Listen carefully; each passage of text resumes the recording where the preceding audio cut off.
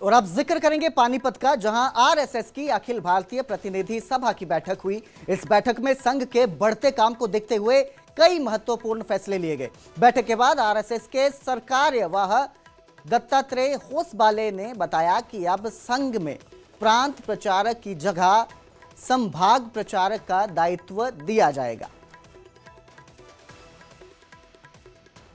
संघ की एक शाखा होती है, नहीं संगठन के दृष्टि से एक स्थान ज्यादा हो गया, इतना हमारे कहना नहीं है।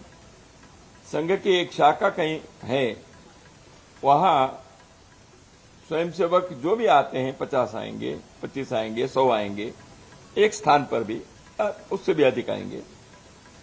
इतने लोग देश के पूरा एकात्म दृष्टि से देखने वाले लोग होंगे, क्योंकि संघ के स्वयंसेवक वो किसी एक प्रांत के भाषा के दृष्टि से, कोई एक प्रांत है, तमिलनाडु है या आंध्र है, अभी तो तेलुगु दो हो गए प्रांत, वो केवल वहां तक सीमित सोचता नहीं है।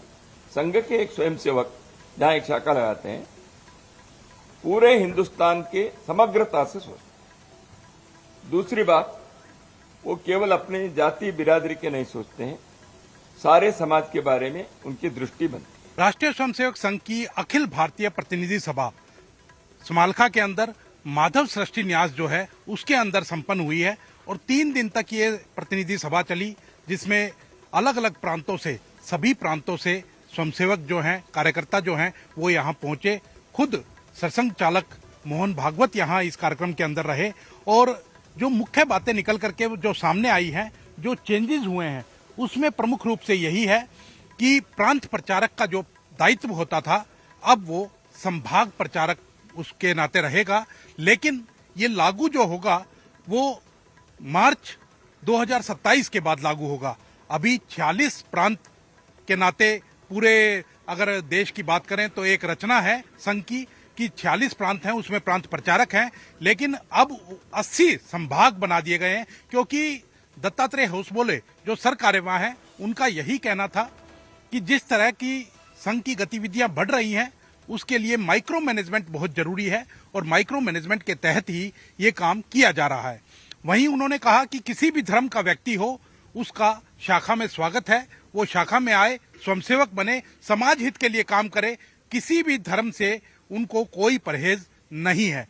वहीं अगर बात की जाए दूसरे देशों के साथ जो संबंध चल रहे हैं, जो टेंशन चल रही है, उसके ऊपर यही कहना था कि ये कूटनीतिक विषय है, उसके ऊपर संघ कुछ नहीं कहना चाहता है और सरकार जो है वो जो कर रही है वो ठीक कर रही है और जो विश्व हित में होगा वही किया जाएगा।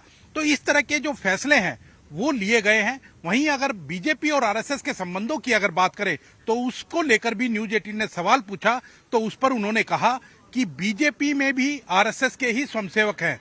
संघ बीजेपी नहीं चलाता है, लेकिन स्वयंसेवक जो हैं वो भारतीय जनता पार्टी के अंदर हैं और वो वहां काम करने का काम करते हैं, क्योंकि दूसरी जो राजनीतिक पार्टियां हैं उन्होंने अपने दरवाजे स्वयंसेवकों के लिए बंद कर रखे हैं और प्रस्ताव तक पास कर रखे हैं। इसलिए वो भारतीय जनता पार्टी में जाते हैं और समाज हित का काम करते हैं। चुनावों में भी उनकी भूमिका रहती है, ये साफ तौर पर उन्होंने माना है। तो इस तरह के निर्णय जो हैं 3 दिन की प्रतिनिधि सभा के अंदर हुए हैं। अब जब मार्च 2027 के अंदर फिर से प्रतिनिधि सभा होगी तो उसमें क्या निर्णय लिए जाएंगे, ये अभी देखना होगा।